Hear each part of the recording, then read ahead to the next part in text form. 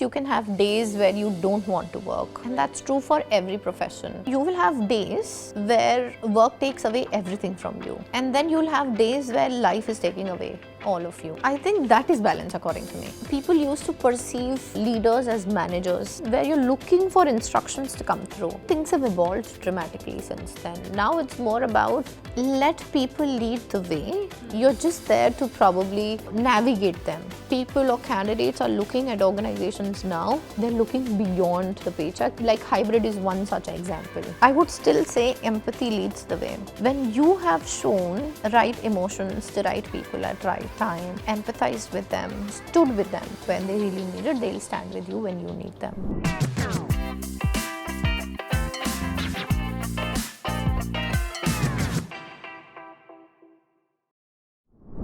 Hello and welcome to Hired by iimjobs, presented by All Things Talent, the podcast series where we talk to the leaders of today shaping the workforce of tomorrow.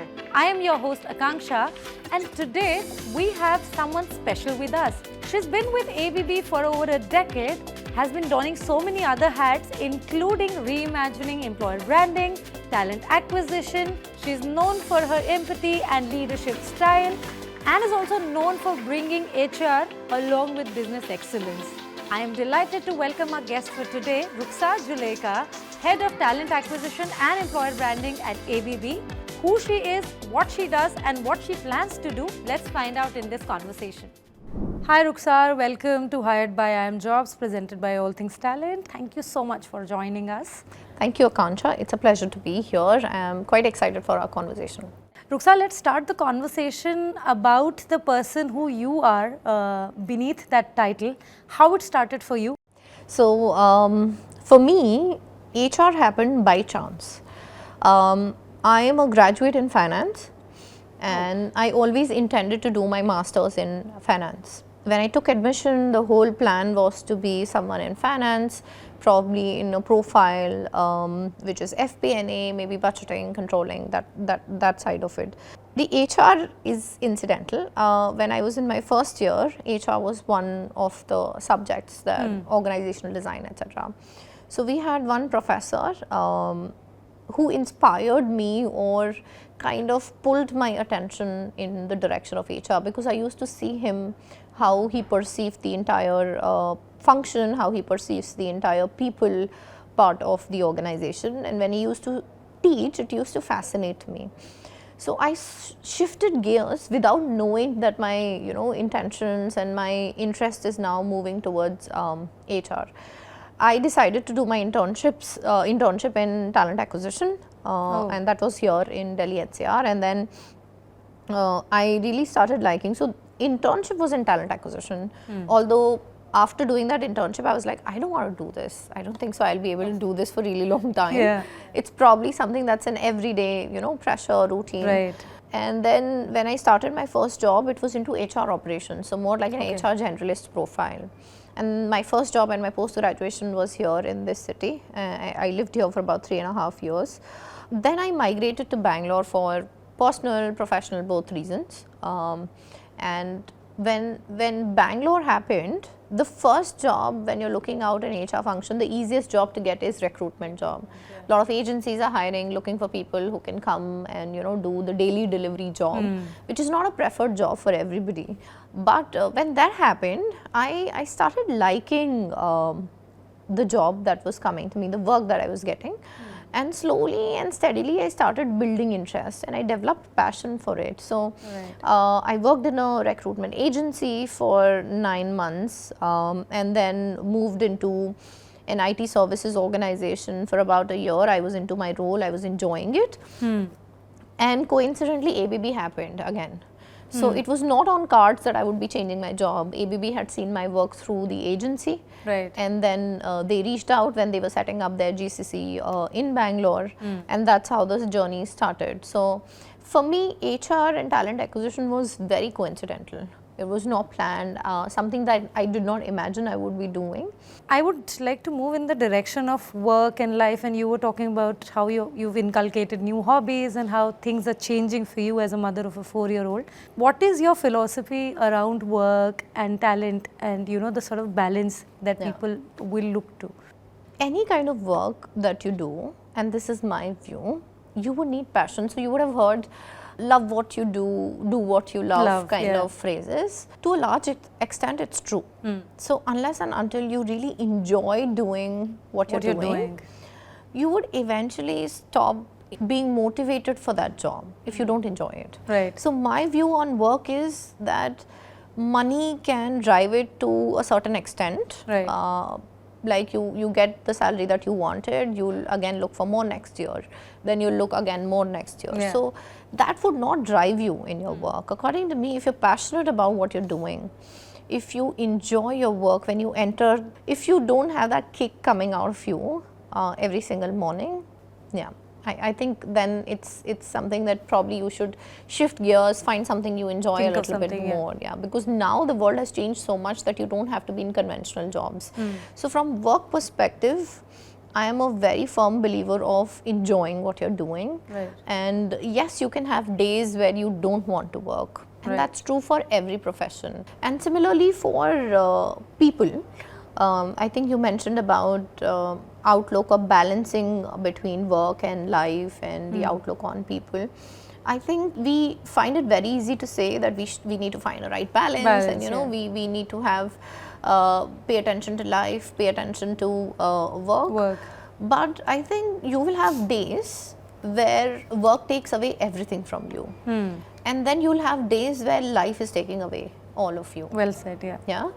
So I think that is balance according to me. So you cannot be like, no, 9 to 6 is my job and then beyond 6 I don't open my laptop or for every day this may be true that you have very strict work life hours, but there will be days where your life will come in between and you'll have to prioritize that. Right. And it's good to do that.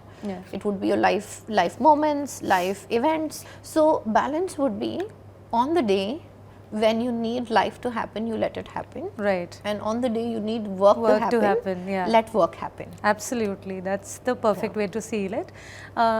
I want to talk about, you're a leader, I want to talk about your leadership style, and that has more to do with who you are as a person. And it is always said that, Ruksar is a leader with right combination of empathy and business acumen, and now I know where it's coming from, your experience in finance and your work around that. How do you manage all of this balance?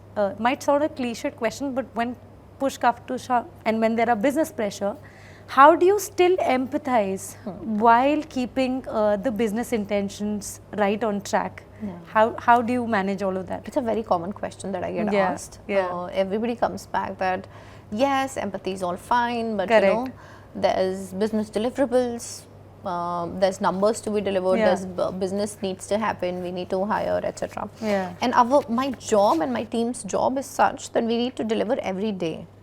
It's not like 1 week we have outperformed, the other week we are taking it easy. It's not like an event.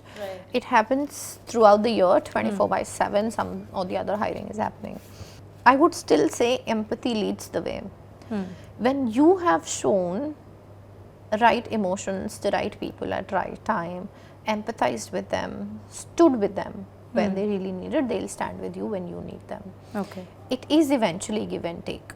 So people are, and again very cliched probably statement, people are the heart of the organization, and that's what keeps it going.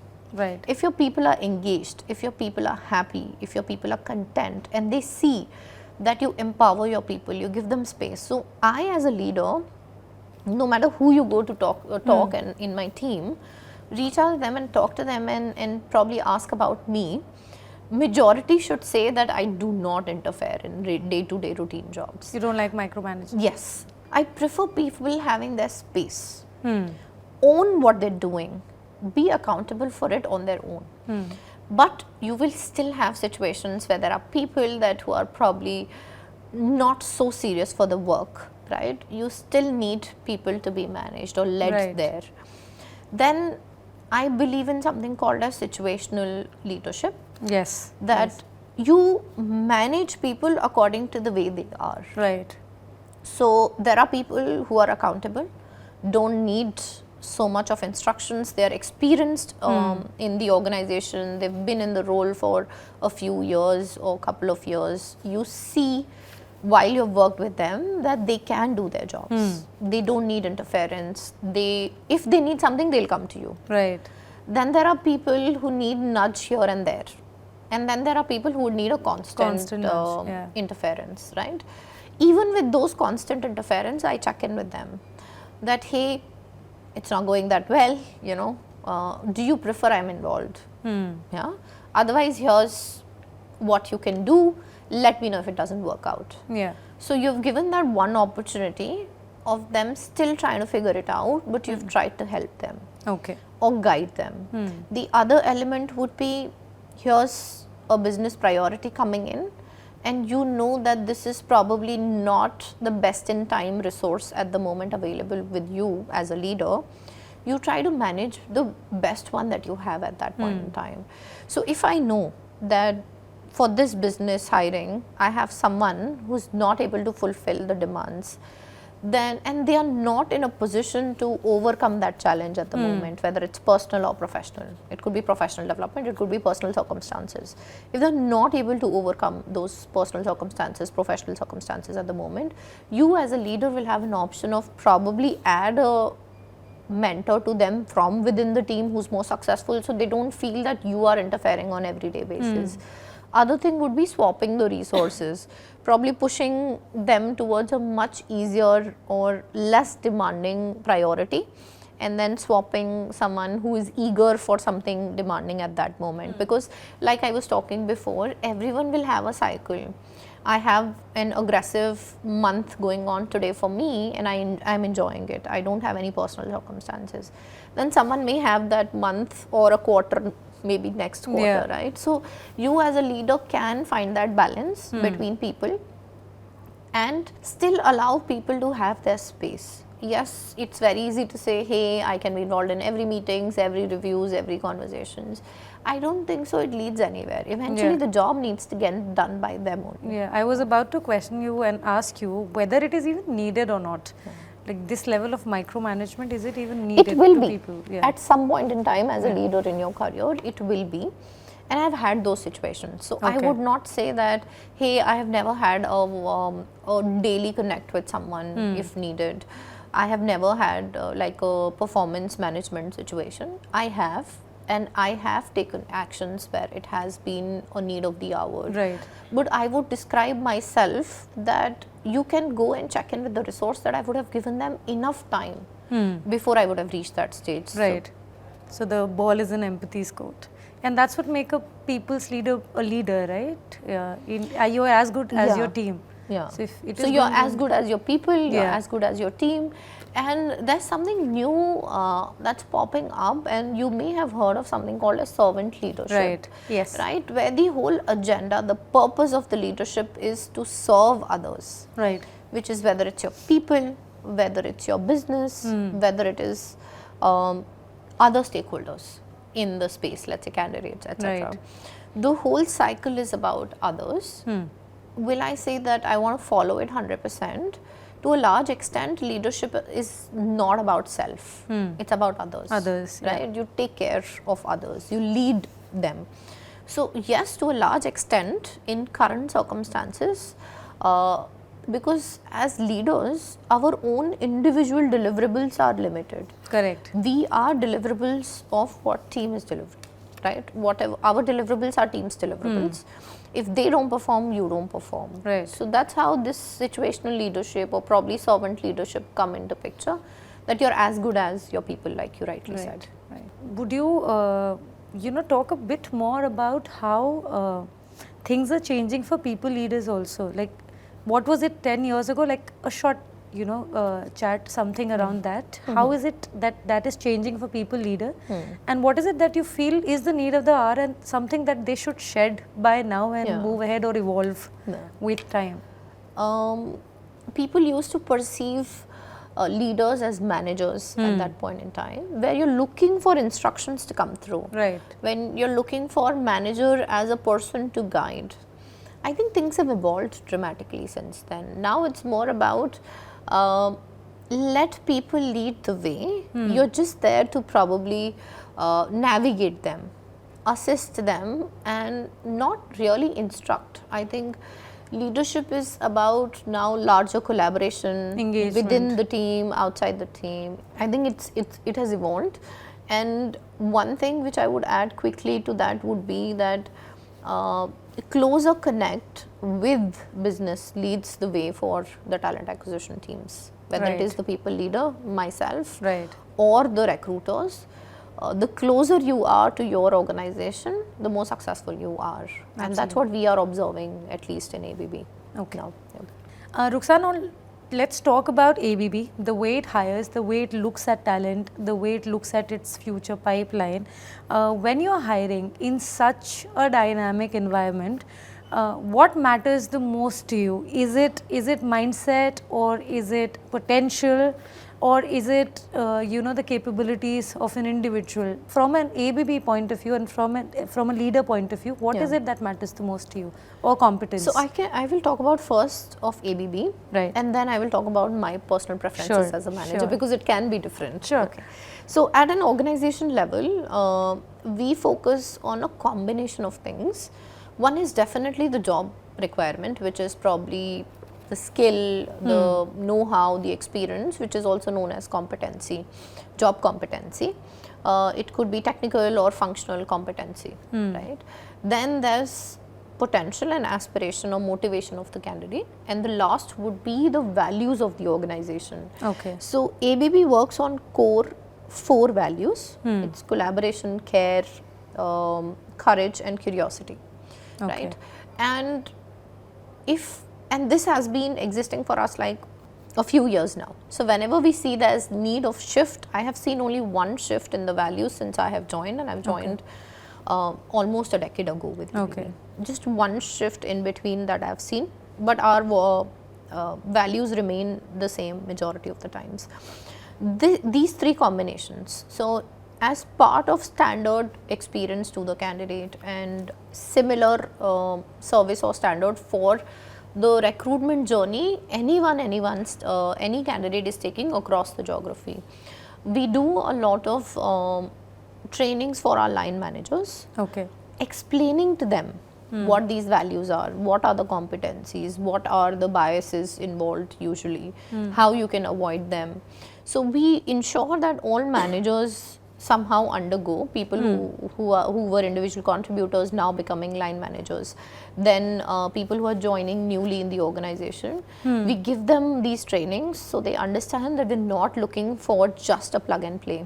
So someone who has, let's say, the right industry or product experience is not the only thing that we look for. It's a combination of that technical and softer competencies, then their aspirations, because if you're not, as we spoke, if you're not passionate, if you do not demonstrate the right motivation or potential for taking up next steps in your career, and then you do not collaborate very well when you come in here, which is one of our values. You work in silos, or you've worked historically in silos. Your values could be different, and that's not wrong. It just doesn't sync with what the organization is looking for. So it's a combination of these 4 things that we look for, and this remains consistent. So whether you're hiring a tech guy or a girl, or whether you're looking for an engineer in electrical side, or you're hiring for our GCC, this remains consistent. Only the job specifications change. You were talking about how you're training your line managers and training them about the values and teaching the new ones, the person who's coming and who's joined, and this is, I'm assuming, a part of your onboarding exercise. When you spoke of those values, when the person joins in, how is it inculcated? Is it like just through the trainings or the everyday life that happens on the floor? How are those values inculcated in someone who's joined for maybe about is a week ago or a month ago? I think it's part of our code of conduct also, if I'm correct, but it starts from day one. So the moment you enter the organization, it is one of the first few things that you get to know about ABB. We do a lot of internal branding around it. Our learning and development is planned around these values. So if we are probably trying to do an effort, there would be some sync to these values. So our initiatives, our plans, our learning, our hiring, you would see it embedded in all the processes, all the departments. You would see a lot of branding about it. within the organization. So you can say it is a certain form of conditioning also. And everybody in ABB lives by these values. So we genuinely see care for each other. We genuinely, I would not say every time we are successful, we are amazing with collaboration. Obviously, people have challenges when you're collaborating in different environments, different geographies. But we aim to collaborate as much as possible. And this is one of our values. So when it's about courage, because ABB is so high on integrity, if you see something wrong happening, or whether it is physical, let's say somebody's talking on phone when they're not supposed to, you can guide them. You can tell them that, hey, it's not okay. Please don't talk on phone when you're, because ABB is also into manufacturing, and safety guidelines are very heavy. Strict, So safety first is the priority, everything else is secondary. So when you're traveling, you have safety guidelines. If there's an unrest somewhere, you'll receive safety guidelines. You're going this country, okay, here's what's possible or you can expect when you land there. Here are the precautions that you should take. So it's very deeply rooted within all of us. So if someone joins in newly, they may find it a little bit, okay, why is everybody talking about the same thing? But by the time you become part of the organization, it is so deeply rooted in you that you start living by it. And when a new joiner comes in, you see 90% of the organization living by it, 10% maybe newly joined. Then you slowly become part of it. And it is a certain way of conditioning for the employees that we live them. So the new people come in, see us talking about it, see us living those values. They're able to embed them in their own life as well. Sure. And while you were talking about the values, what can we conclude as the right fit for you? What is it that ABB considers the right fit, the right talent for them? It would be a combination of things, like I said. It wouldn't be like somebody coming from a pedigree. It wouldn't be somebody coming from competition. It wouldn't be one thing. It would be a combination of all the things that we discussed. So right from your skills, to your experience, to your values in which you operate. And I was mentioning integrity and safety is like top notch. We have strict guidelines, strict rules around these things. So it would be actually a lot of behavior element to the technical element would be the right fit. So we talk about ABB's culture a lot. ABB is a very people organization. It's a people's organization.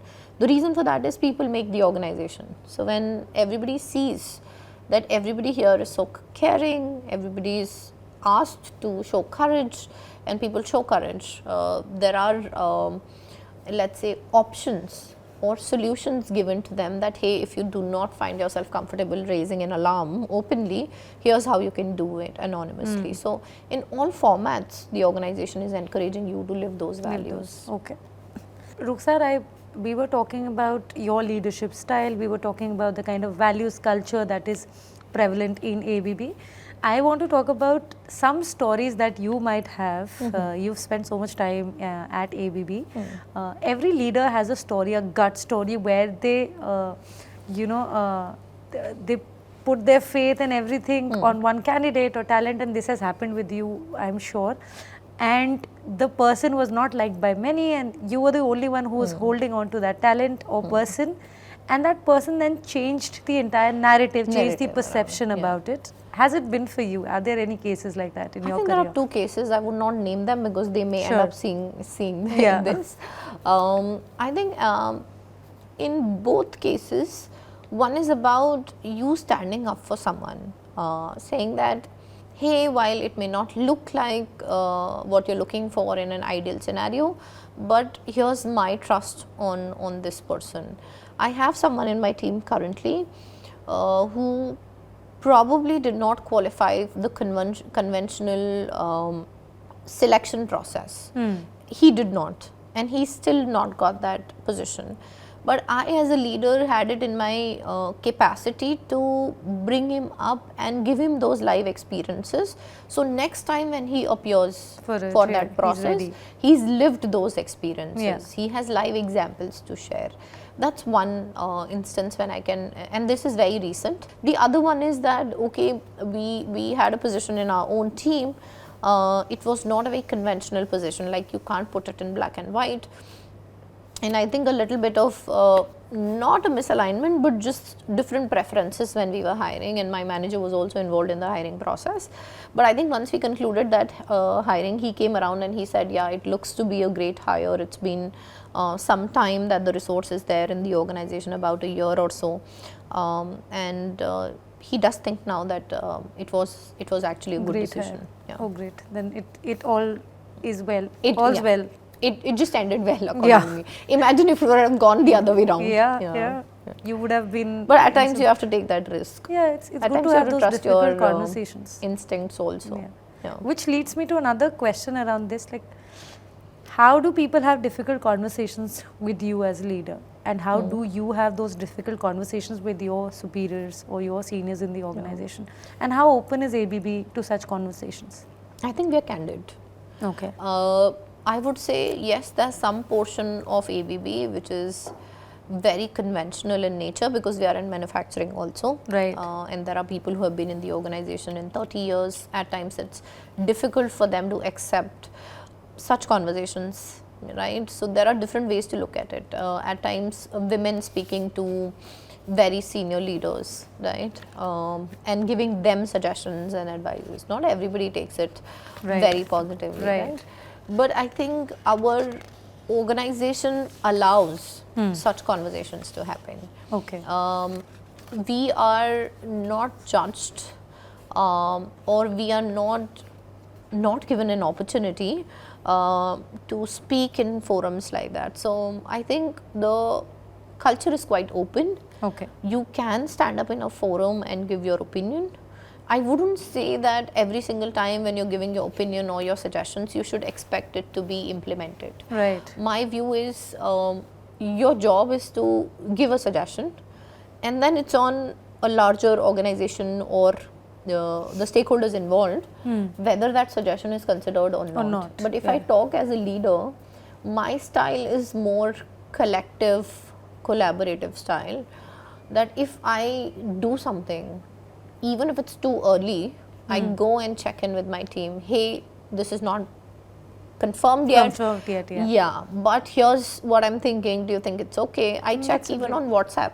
Yeah. We have a WhatsApp group, and if it's, let's say, 7:30 and some of them have logged out, majority of them log out at 6, so 1 or 2 are there who are let's say still working, so I see everybody's logged out, and then I ping them, hey, this is something which is happening, I need to probably take a decision now, I'm replying now. Yeah. Here's a poll, you know, what do you think, and here's the location where we can do this, do you like it? No. Then what do you want to do? And majority of my time when I have to take decisions for my team, I just usually ask them, do you want to volunteer and do this yourself? And 90% of the work for the team is also done by team. By the team, yeah. The reason for that is I may think differently. As per me, my priorities, my way of engagement in an organization. So if you ask me as an employee, how can an organization engage me, would be very different than the people working in my department. So I do not prefer to take those decisions for them. As a leader, like I said, you're as good as your team, and if you're delegating well, you're working well. Working well. Otherwise, you go crazy. Yeah, absolutely. I want to talk about employer branding now, and how over the time ABB has also changed. It keeps reinventing itself. It is seen as a technology powerhouse. It is seen as a manufacturing powerhouse. Now the time has come where a lot of organizations are changing their EVPs. They're also looking at the talent in a very different light.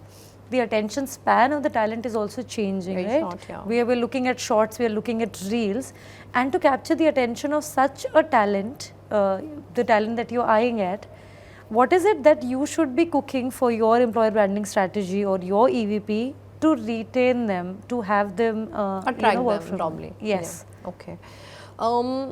I think ABB is a very work-wise or business-wise, we're into a lot of things. Right. So at times in few countries we are positioned as one of the biggest or top-notch employers, like the top 5 employers, top 2 employers in multiple countries. And in India also, if you ask, early talent and electrical engineering side, it would be a dream organization for them too. But the thing about ABB is that we are into beyond electrical engineering. We are beyond manufacturing also, right? We have our R&D centers, software development centers. We have our GCC here. Like you rightly said, we've evolved over a period of time. We have changed our businesses. ABB has moved on from some businesses, acquired few businesses. So it keeps changing.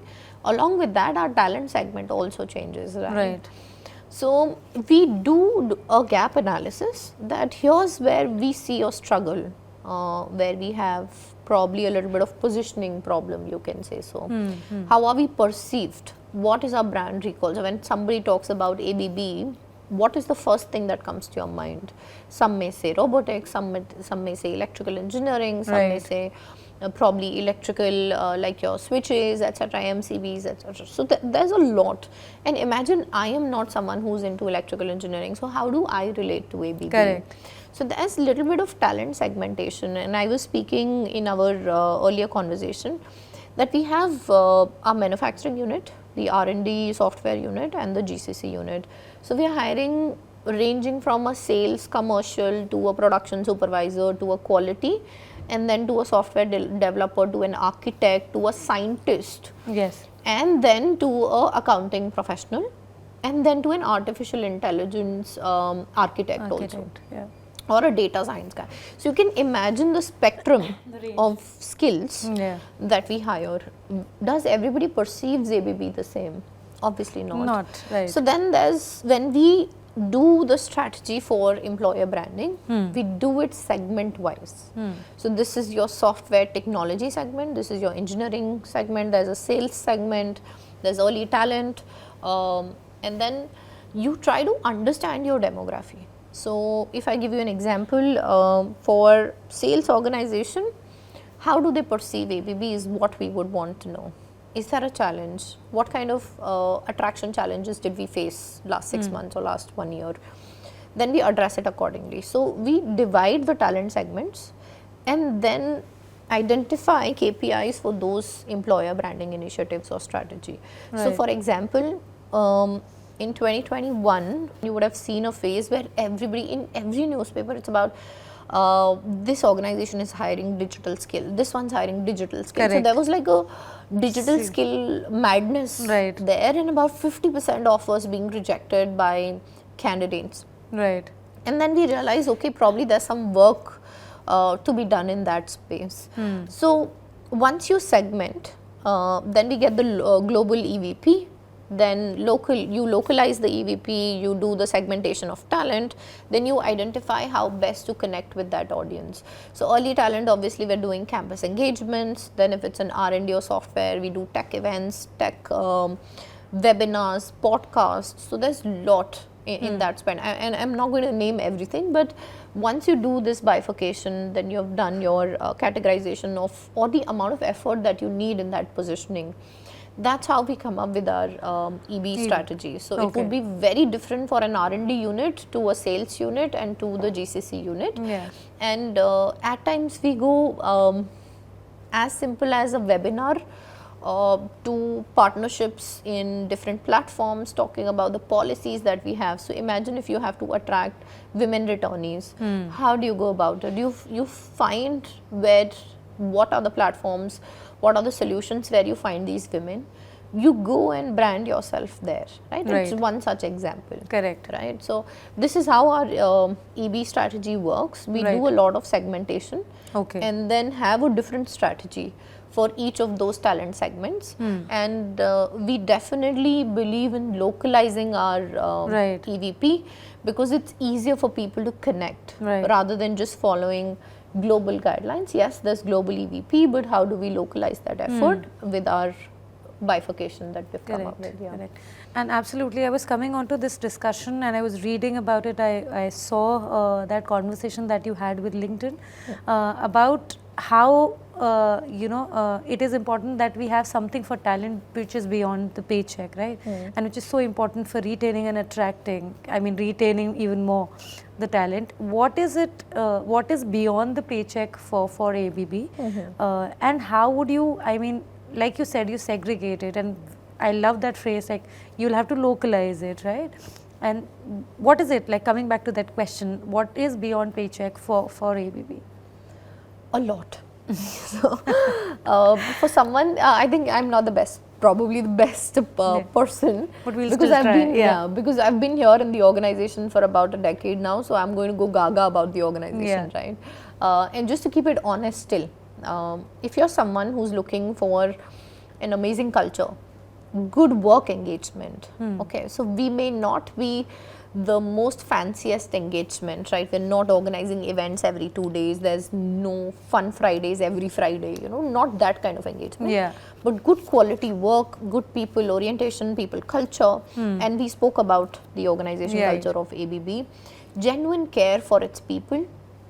I think you're going to love ABB. Okay, so for ABB, when we want people to know about ABB, one is definitely that very recently we've revamped our EVP, which is Employee Value Proposition, for people to know. It's engineered to outrun. So we are trying to explain it to someone who doesn't know what we do through explaining this EVP, that we are helping industries outrun. Okay. So through our solutions, through our products, and then from an employer brand point of view, when a candidate looks at ABB, so engineered to outrun is more from a customer point of view, right? And when for an employee or a candidate, it is run what runs the world. So you come join us and run what runs the organization which is running the world, right? And then if you deep down, we actually live by it. Right now we spoke about localizing of those efforts, definitely, but beyond paycheck. So I think in that conversation I had also given examples about that what historically we were looking from an organization is not what people look for right now. So when I was starting out, for me a good organization, a good salary would have probably been a complete package. Right. Now people are looking for beyond. Right? Correct. There's Gen Zs or now the early talent who are joining the workforce. They ask some amazing questions. They are asking diversity, sustainability goals. They're asking what is the purpose of the organization, what is the value of the organization, how are you, what are the well-being options that you're providing. I could not think of these things when I was starting out. I had no probably lack of, you can say, exposure on the internet, which is now available. That these are the things that people are asking and organizations to a large extent are providing all of it. It's just about ensuring people are aware of it. So only when you're going to talk about in different forums, different platforms, different partnerships, that this is what is available, that's how people will come to know about it. So that's the beyond paycheck piece. So it's the wellness programs, whether it is physical, mental, emotional assistance program, employee assistance programs, right? Then you have the regular benefits. But when people or candidates are looking at organizations now, they're looking beyond the paycheck, which is your like hybrid is one such example. A lot of women are able to continue to work because there's hybrid now. Absolutely. They're able to balance. Men are able to support women better because they can work couple of days from home during the week, and it's very personally true for me. I can only manage my work because my husband is hybrid. If you are a man or a woman or any gender, it's not gender specific, you can ask for very different kind of flexible work practices. So it's not limited to remote. And when you, could you explain when you say those so work flexible work practices. So for example, when you return from a maternity, you can say I only want to work half days. And that's possible. And if that job permits, obviously it would not be possible for everyone. And everyone, but if it's possible, then we do have people working for 4 days in a week. We have people working 7 hours in a day. Obviously you get compensated accordingly. So you will not be like on a full salary, but it's in proportion to the number of hours or the number of days that you spend. Similarly, there's if you want to probably say that, hey, I'm going to work 9 hours, but in those 9 hours my time is not fixed. So as and when meetings are there, I'll make myself available, but I'll do my 9 hours probably very early morning and late in the evening. Yeah. So you have opportunity to have that life balance in that part of your life when you need it, and obviously you can return back to normal. So I have live examples. One of my counterparts, she went on maternity break and she's come back and she's now only working 4 days in a week. Okay. And it is very normal. So nobody would reach out to her on Friday because they know that she's not available, and nobody would ask her for meetings on that day or make herself available. So this is one way of beyond paycheck I wanted to probably talk about. Yeah. This is so great, the example that you just mentioned. If somebody is using it in a sentence and not put an exclamation mark to it, I think we've reached a point. We've done our work. And I feel that we've reached a point in our conversation which is a bit more fun filled. So we're going to wrap this up quickly because this is just 3 quick questions. And the first one that I want to start with is the best career advice that you've ever received. So our ex-CHRO, he's moved on from ABB now, and he told me, when you reach the position where you are, stop looking for a manager for yourself. Run it as your own function or department, and don't look for that leader or manager support, because you yourself have reached a stage where you are a leader. So the day you realize you no longer have a manager, you'll be more successful in life. Okay. A book or podcast you would recommend to anyone in HR or leadership?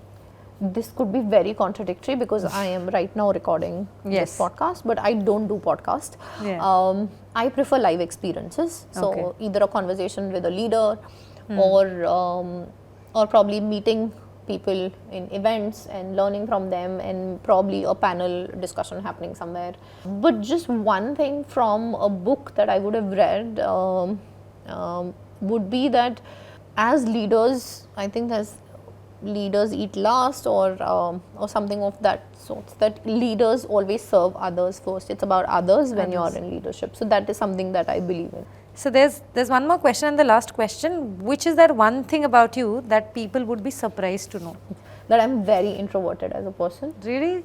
If you meet me outside, you will not meet me. It's like that, because you will not find me anywhere. All right, Ruksar, it has been such a fun and interesting and insightful conversation. But before we close, I want you to answer one last question.